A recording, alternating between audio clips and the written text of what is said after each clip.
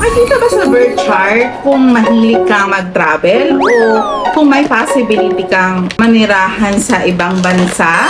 Oo, pero hindi sa iisang placement lang. Isa sa pinakamalaking misconception sa astrology ay ang pagtingin sa isang placement lang. Sa professional natal chart reading, ang hinahanap ay maraming indication na nagtutugma. Unang tinitingnan is yung 9th house. Dahil ito yung bahay ng long distance travel, higher education, foreign cultures, at international experiences. Sunod naman is tinitingnan ang 4th house dahil ito ang sumisimbolo ng tahanan at roots. Kapag malakas ang activation nito kasama ng 9th house, minsan lumalabas ang tema ng paglipat ng tirahan o pagbuo ng bagong home base. Mahalaga rin yung 12th house na konektado sa mga banyagang lugar or foreign countries at mga karanasang malayo sa nakasanayan, lalo na kung sinusuportahan ng iba pang placements. Sama rin sa analysis ang 3rd house para sa mga madalas na biyahe, local travel at movement. Pagdating sa planets, madalas tignan ang Jupiter dahil simbolo ito ng expansion,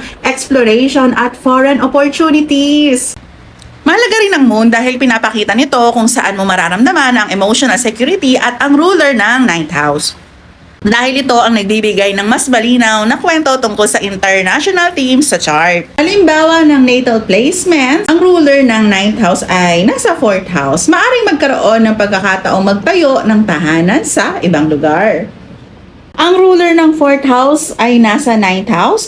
Maaring ang konsepto ng home ay konektado sa foreign countries o paglipat. At Jupiter sa 9th house o may harmonious aspects sa ruler ng 9th house, madalas makita sa mga taong bukas sa travel, pag-aaral sa abroad o international opportunities. Malakas ang connection ng 9th house sa mid-heaven o 10th house, posibleng magkaroon ng career na may international element.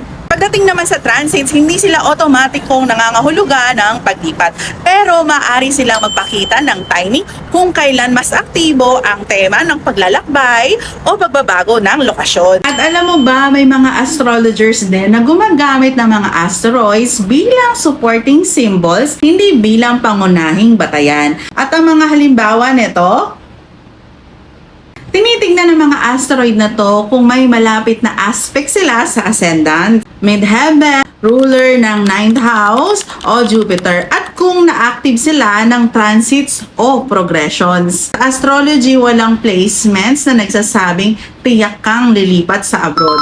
Ang pinakamahalaga ay ang kabuang kwento ng natal chart. Saka pa lamang sinasama ang transits at iba pang timing techniques para makita kung kailan maaring maging mas active ang mga pagkakataong ito.